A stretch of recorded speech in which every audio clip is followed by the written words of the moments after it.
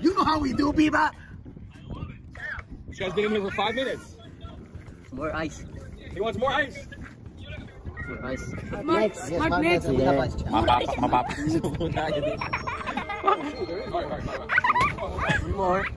More ice. Snaps next. Easy lang yan. Easy. John Riel Cuadros Casemiro.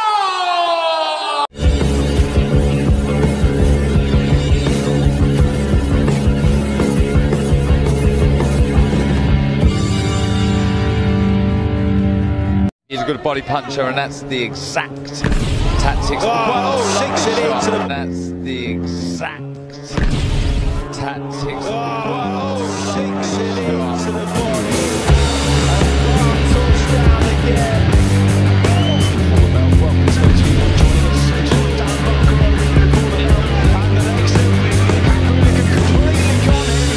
Hello guys, welcome back to our channel Wings World TV.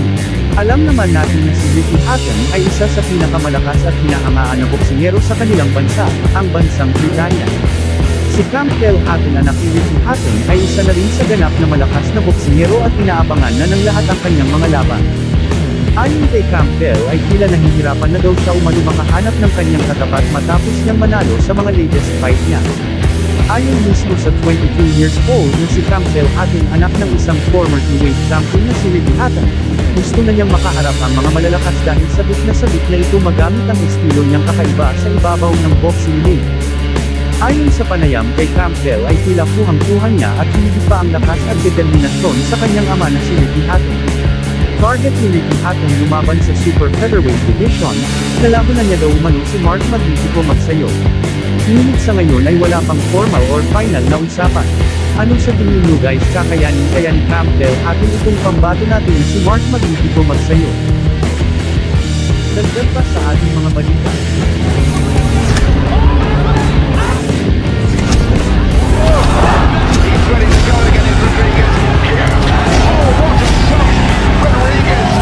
Hanggang saan kaya aabot ang pinakamalakas na version ni Naoya Inoue?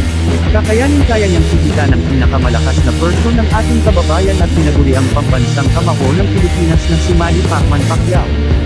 Sa kabilang banda, bagamat kilala na pinakamaangas na boksingero ng Pilipinas na walang iba kundi si John Riel Casimero, kakayanin kaya ni John Riel Casimero pantayan ang lakas nitong si Naoya Inoue at pabagsakin ang halimaw ng Japan?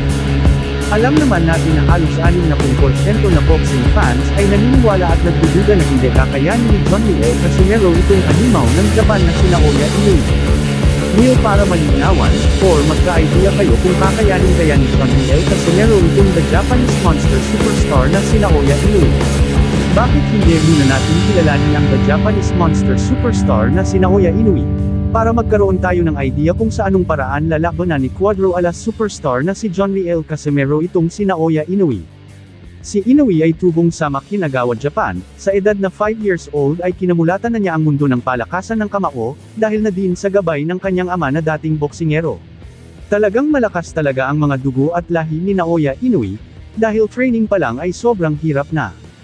Unang sabak pa lang ni Naoya Inoue sa amateur fight ay kitang-kita na talaga na isang matulis at may angking lakas ng kamao siyang tinatago. Ayon nga mismo dito kay Naoya Inoue, ay noong nasa amateur division pa lang siya ay pagkatapos niyang manalo dito ay pinasuri, nga daw umano ang kanyang boxing gloves na gamit, kung may kakaibang matigas na bagay sa kanyang boxing gloves, dahil nakapagtataka daw na sa likod ng patpatin niyang katawan, ay kung bakit grabe kalakas itong sumuntok.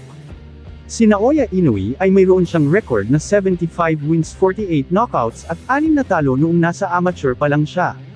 Sa edad na 19 years old ay nag-umpisa na siyang lumaban bilang isang professional boxer. Nakatapat niya agad dito ay isang Filipino fighter na una niyang naging biktima at unang nakatikim ng kanyang malakas na suntok, ay walang iba kundi si Grayson Umayao.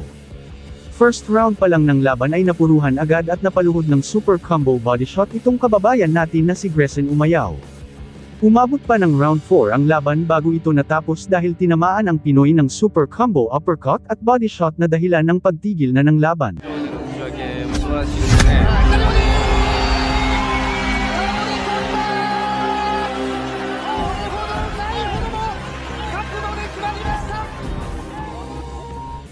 Pagkaraan ng ilang taon ay isang Pinoy na naman ang kanyang nakalaban, siya ay si Jerson Mancio. Tulad ng dati, tinapos ni Naoya Inoue ang Pinoy sa maikling round.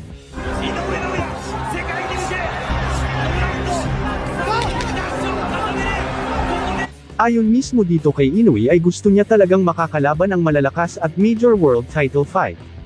Hindi nagtagal ay natupad nga ang hiling ni Naoya Inoue na laban sa major title fight. Kinalaban niya dito ang WBC light flyweight champion na si Adrian Hernandez, na isang Mexicano. Sa laban na ito ay masusubok ang lakas ni Naoya Inoue bilang isang professional boxer, veteranong boksingero kontra sa bagitong boksingero. Sa mismong laban ay nakitaan agad si Naoya Inoue ng agresibo, walang takot at magandang galaw sa ibabaw ng boxing ring. Sa ika-6 na round ay dito na napuruhan ni Naoya Inoue ang veteranong boksingero dahilan sa kanyang pagbagsak at pagkatalo. Dahil dito nakuha ni Naoya Inoue ang kauna-unahang world title champion. あそこからもう一気に攻勢になりましたかね。そうですね。ちょっともう実力差が出てますよね。あ、そうですか。ただこれチャンピオンエルナンデズもですね、32センチ、29秒という高い勝率を誇っていて、ノックアウト勝ちもそのうちで18とこれ軽量級にしてみると。Pitong buwan ang lumipas pagkatapos niya makuha ang pinakaunang world champion ay tumalon agad siya sa dalawang division simula lightweight division papunta super flyweight division. Kakalabanin niya dito si Omar Narvaez, isang Argentinian. Sa laban na ito ay target ni Naoya Inoue ang maging 2 world division champion. Si Narvaez ay may record na 40 wins, 24 knockouts, at isang talo. Habang si Naoya Inoue ay may record na 7 wins walang talo. Sa mismong laban ay ginawa lang ni Naoya Inoue na punching bag, itong veteranong boksingero na si Omar Narvaez dahil 4 na beses pinatumba ni Naoya Inoue. Dahilan sa pagkatalo nito. Dahil sa impresibong panalo na ito ay kinilala si Naoya Inoue bilang pinakamabilis na mandirigma sa kasaysayan na nanalo ng 2 world titles sa loob lamang ng 8 professional fight.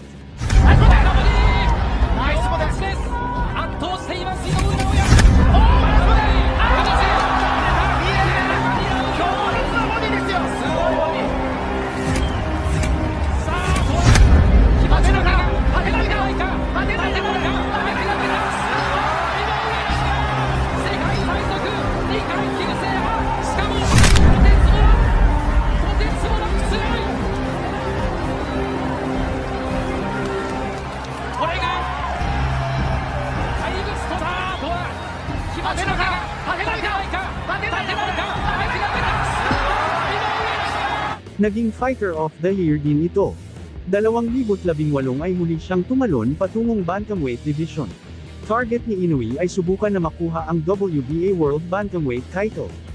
Makakalaban niya dito si Jemmy McDonnell, bago mag-umpisa ang laban ay tila puno ng kumpiyansa sa sarili na matatalo niya si Naoya Inoue. Dahil pinagyayabang niya na hindi siya nakatikim ng pagkatalo sa loob ng 10 taon. Ngunit nung mismong laban na ay tila dito na niya matitikman ang una niyang pagkatalo, dahil unang round pa lang ay tapos na agad ang laban. Pinatumba siya ni Naoya Inoue sa isang maikling round sa pamamagitan ng isang solid na body shot at mga solidong suntok.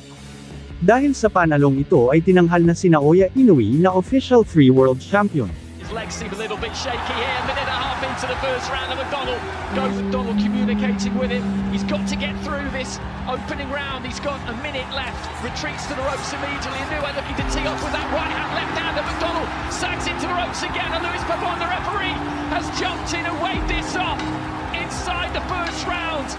Ano sa palagay nyo guys, kakayanin pa kaya ng lakas ni John Riel Casimero, ang lakas ni Naoya Inoue?